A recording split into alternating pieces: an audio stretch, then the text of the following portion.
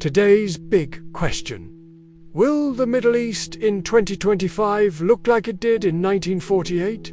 We're talking about Iran and Israel. Those two countries have been fighting for decades. But why do they hate each other so much?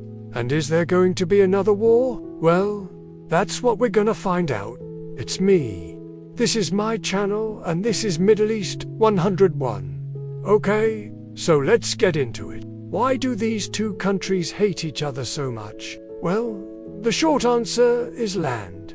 The slightly longer answer is religion. Okay, but what do they have to do with each other? Well, both Iran and Israel claim the same piece of land. It's called Palestine. Now, before 1948, the area was under the control of the Ottoman Empire. Then after World War I, Britain took control of it. They made a bunch of promises to both the Jews and the Arabs. They said, if you guys would support us during the war, we will give you this piece of land. Except they promised the same piece of land to both groups. So when the British left in 1948, the Jews and the Arabs both tried to claim the land for themselves. The United Nations tried to draw a line down the middle, but both sides rejected it. The Arabs said, hey, we have more people living here. This isn't fair. The Jews said, hey, we have more money and weapons. This is our God-given land. So they went to war. Now the Arab countries surrounding Palestine supported the Palestinians. They were led by a guy named Gamal Nasser. He was like the cool older brother who everyone looked up to. He was also a really good propagandist. If you've ever heard the song A Town Called Malice, that's him. Anyway, he rallied the troops, and together they fought against the new state of Israel.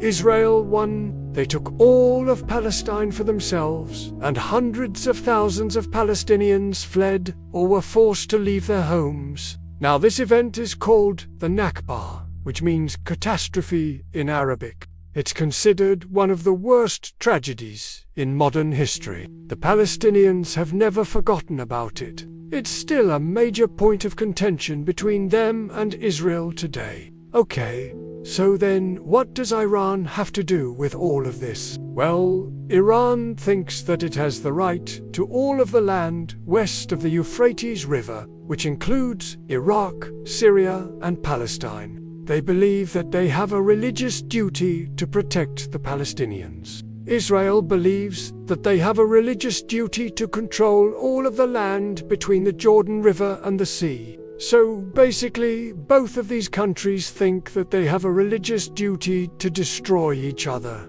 Great. Can we go back to 1948 now? No. Okay. Well, why not? Why can't things just go back to how they were in 1948? Well, because things change. The Middle East is a very different place today than it was in 1948. There are more countries, there's more conflicts, there's more weapons. So if these two countries went to war today, it would look very different than it did in 1948. There would be more casualties, more rockets, more displacement. It would be a bigger mess. And that's why it's important to understand what's happening in the Middle East today. Not only is it important to know about the past, but it's also important to understand the present. Otherwise, we might end up back in 1948, and no one wants to go back to 1948. Thank you so much for watching.